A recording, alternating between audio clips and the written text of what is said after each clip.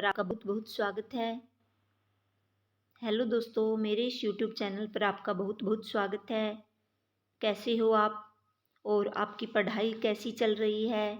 आशा करती हूँ कि आपकी पढ़ाई भी अच्छी चल रही होगी एचपीएससी पीजीटी हिंदी की।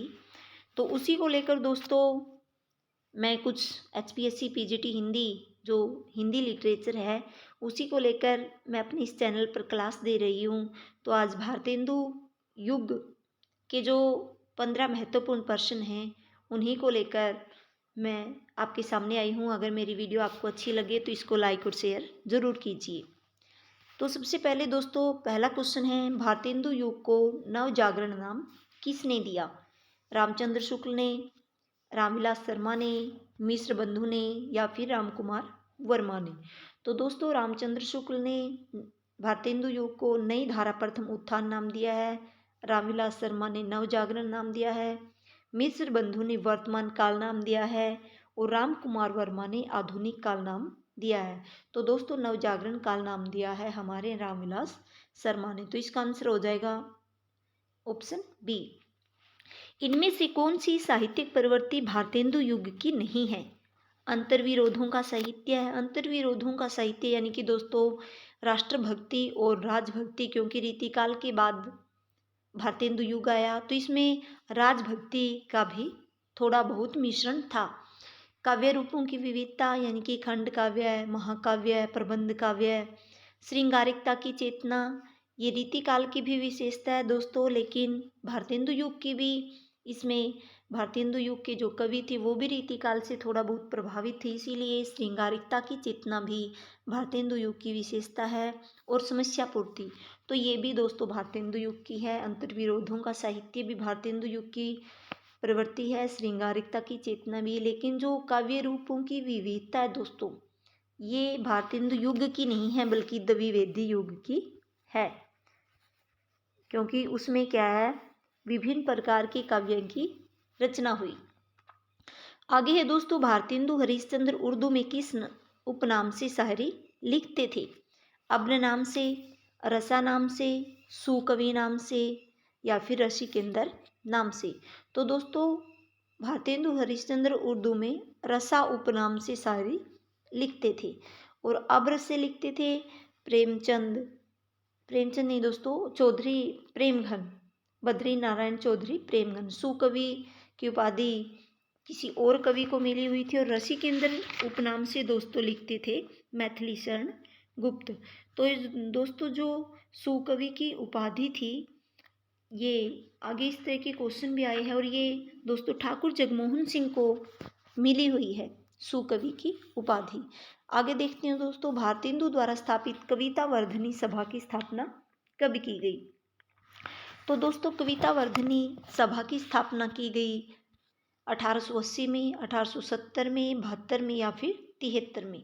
तो दोस्तों कविता वर्धनी सभा की स्थापना 1870 में की गई थी। 1880 में नहीं हुई, 1880 में प्रेमचंद का जन्म हुआ था और फोर्ट विलियम कॉलेज भी बना था। मेरी वीडियो में जो प्रीवियस वीडियो है वहाँ इसके बारे में है, फोर्ट विलियम कॉलेज के बारे में। आप मेरी प्लेलिस्ट को विजिट कर सकते हो उसके लिए। 1872 में नहीं हुआ दोस्तों, 1873 में इनकी एक दूसरी जो सभा थी पेनी रीडिंग क्लब और तदीय समाज उसकी स्थापना हुई। लेकिन दोस्तों कविता वर्धनी सभा की स्थापना 1870 में हुई। भारतेंदु ने मिस्र में भारतीय सेना की विजय प्राप्ति पर कौन सी कविता लिखी? रिपनाष्टक, विजयनी, विजय वैजयंती, फूलों का गुच्छा या विजय वल्लरी? तो दोस्तों भारतीय सेना की विजय प्राप्ति पर मिस्र में तो इन्होंने लिखी विजयनी, विजय वैजयंती 1882 की ये रचना है। फूलों का गुच्छा भी इन्हीं का है। विजय वल्लरी काबुल विजय के उपलक्ष्य में इन्होंने लिखी और रिपनाष्टक जो लॉर्ड रिपन थे उनकी प्रशंसा के बारे में इन्होंने ये लिखा है 1884 की रचना। तो दोस्तों आपको केवल एक आंसर नहीं करना बल्कि इसके एक ऑप्शन नहीं करना बल्कि चारों ऑप्शन को सोल्व करते जाना है, तभी हमारी तैयारी अच्छी हो पाएगी। इनमें से कौन सा कवि भारतेंदु युगीन नहीं है? Option number A Badri Narayan Chaudhary Premghan, ये भी है दोस्तों। और मैथिली शरण गुप्त ठाकुर जगमोहन सिंह ये भी है, अंबिका दत्त व्यास ये भी है, लेकिन मैथिली शरण गुप्त जो है दोस्तों ये द्विवेदी युगीन कवि है। तो इसका हमारा ऑप्शन हो जाएगा ऑप्शन नंबर बी। आगे देखते हैं दोस्तों, बद्री नारायण चौधरी प्रेम, अगर नहीं प्रेम घन है दोस्तों ये, कि कौन सी रचना देशभक्ति की भावना से ओतप्रोत है? जीर्ण जनपद, आनंद अरुणोदय, लालित्य लहरी या अलौकिक लीला। तो दोस्तों इनकी जो आनंद अरुणोदय रचना है ये देशभक्ति की भावना से ओतप्रोत है। ये सभी जो रचनाएं हैं दोस्तों इन्हीं की है। जीर्ण जनपद भी, लालित्य लहरी और अलौकिक लीला ये चौधरी प्रेमघन की ही रचना है। आगे है दोस्तों, मन की लहर कविता का विषय क्या है? तो सबसे पहले दोस्तों मैं आपको बताना चाहूँगी कि मन की लहर जो कविता है ये प्रताप नारायण मिश्र की है। तो दोस्तों इसका विषय क्या है? बाल विधवाओं की करुण दशा का मार्मिक चित्रण प्रताप नारायण मिश्र ने इसमें किया है। आगे दोस्तों, प्रेम संपत्ति लता का प्रकाशन वर्ष क्या है? तो प्रेम संपत्ति लता दोस्तों ठाकुर जगमोहन सिंह की रचना है। ठाकुर जगमोहन, ये भारतेंदु युगीन कवि है ठाकुर जगमोहन सिंह। तो इसका प्रकाशन वर्ष देखते हैं 1885, 1886, 1876, 1800। तो 1885 में दोस्तों इनकी जो प्रेम संपत्ति लता है उसकी रचना इन्होंने की है, प्रेम संपत्ति लता की 1885 में। और जो श्यामा सरोज 1886 में हुई है उसकी श्यामा सरोजनी की, और 86 में हुई है दोस्तों इनका ऋतु संहार जो एक अनुदित रचना है, और 1800 में दोस्तों इनकी कोई रचना नहीं है। तो इसका आंसर रहेगा दोस्तों 1885, ऑप्शन नंबर ए। भारतेंदु युग की किस रचनाकार को सुकवि की उपाधि प्राप्त हुई? तो ये क्वेश्चन पहले भी आ चुका है दोस्तों, मैंने बताया भी था ऑप्शन में।